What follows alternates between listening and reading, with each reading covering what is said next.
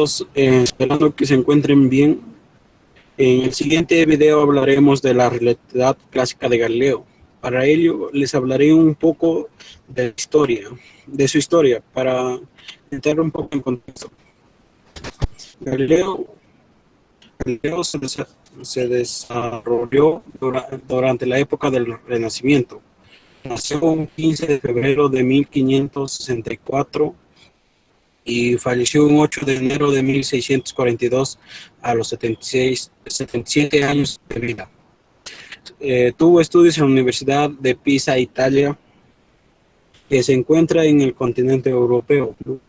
Y su inspiración fue Nicolás Copérnico, quien formuló la teoría heliocéntrica, que esta teoría nos dice que la Tierra es el centro del universo y que los planetas giran a su alrededor, cuya teoría fue desmentida posteriormente a través de investigaciones. Sus profesiones: fue astrónomo, ingeniero, filósofo, matemático y físico. Una de sus frases icónicas fue "Eppur si muove", que en español significaría "y sin embargo la Tierra se mueve". Sus aportes más alusivos fue que fundamentó las bases de la física moderna y tuvo acusaciones de herejía por parte de la Iglesia, quien creía que lo que Galileo desarrollaba iba en contra de sus ideales de esta misma. Uno de sus inventos más notorios fue la balanza hidrostática, el péndulo, el telescopio y el termoscopio.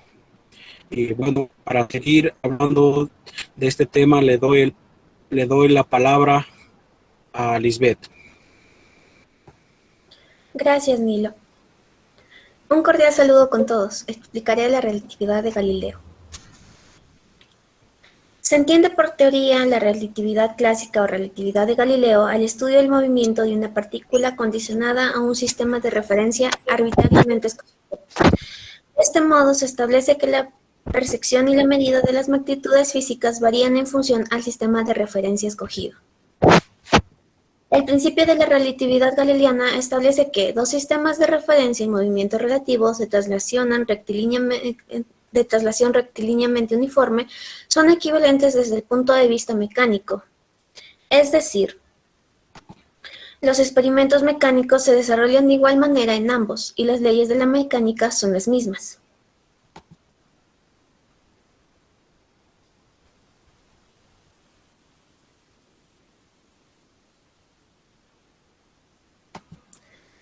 Uno de los ejemplos más conocidos puestos por Galileo es el de un observador viajando en un barco, que navega plácidamente sobre un río.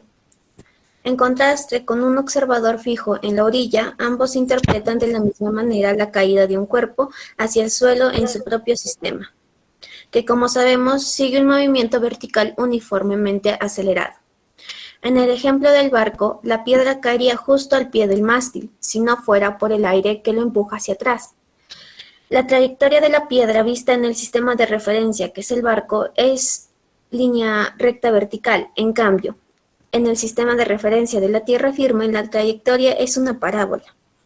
Estas dos descripciones de un mismo fenómeno físico son perfectamente compatibles entre sí. Un observador en tierra firme ve una piedra que se arroja con una velocidad horizontal, que es precisamente la velocidad del barco, y ve la piedra caer pegada al mástil, que se mueve con la misma velocidad. Un observador en el barco ve simplemente una caída vertical.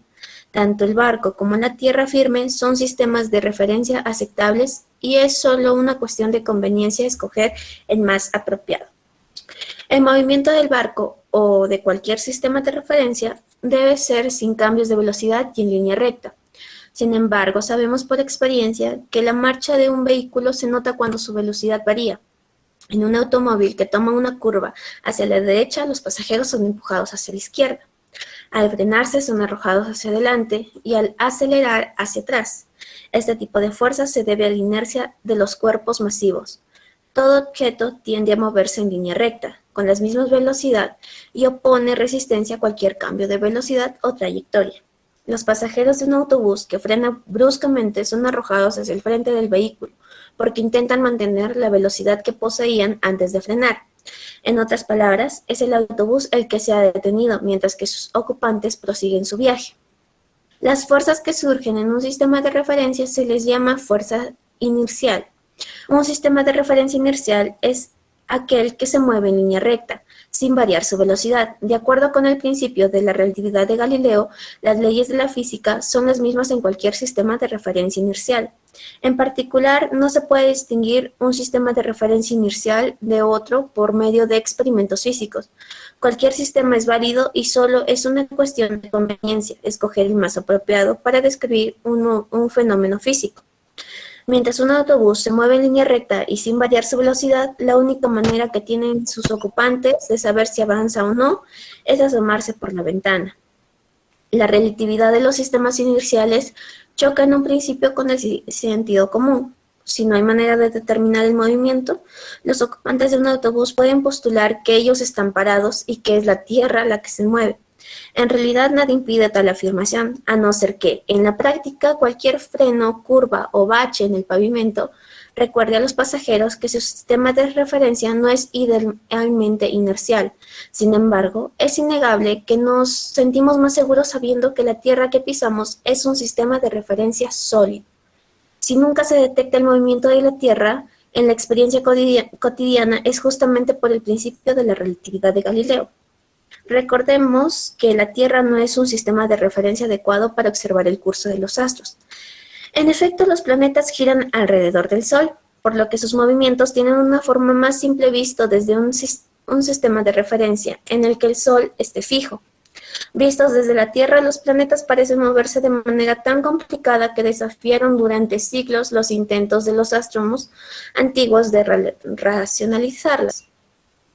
El hecho de que un cuerpo masivo tienda a moverse en línea recta y a la misma velocidad sin ninguna fuerza que actúe sobre él es una ley fundamental de la mecánica, descubierta por el gran físico inglés Isaac Newton y llamada en su honor Primera Ley de Newton. A pesar de su sencillez, nadie la había descubierto porque una vez más parecía contradecir la experiencia común. Así, Aristóteles enseñaba que un cuerpo se mantenía en reposo si no actuaba fuerza sobre él, y se mueve con la misma velocidad si se le empuja con una fuerza constante. En efecto, una carreta de bueyes avanza a la misma velocidad mientras los bueyes la jalan, y al dejar de hacerlo, la carreta se detiene.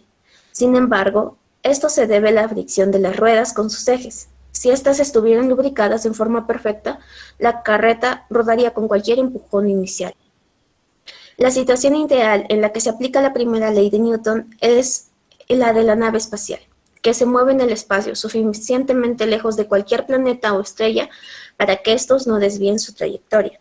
Si la nave alcanza una cierta velocidad y apaga bruscamente sus motores, seguirá viajando indefinidamente, en línea recta con la misma velocidad que había alcanzado. Para modificar su trayectoria, se deberá volver a encender sus motores. La primera ley de Newton, que afirma que todos los cuerpos se mueven en línea recta y con velocidad constante mientras no actúan fuerzas externas sobre él, es otra manera de expresar el principio de la relatividad de Galileo.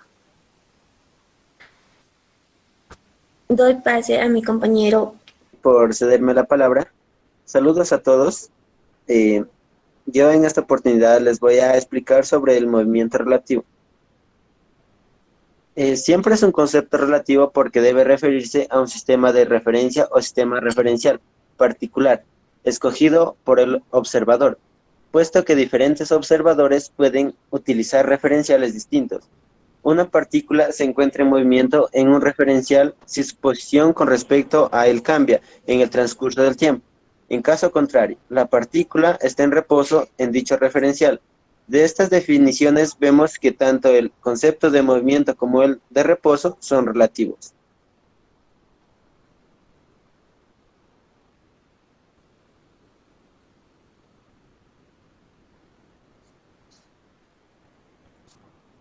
Sigue.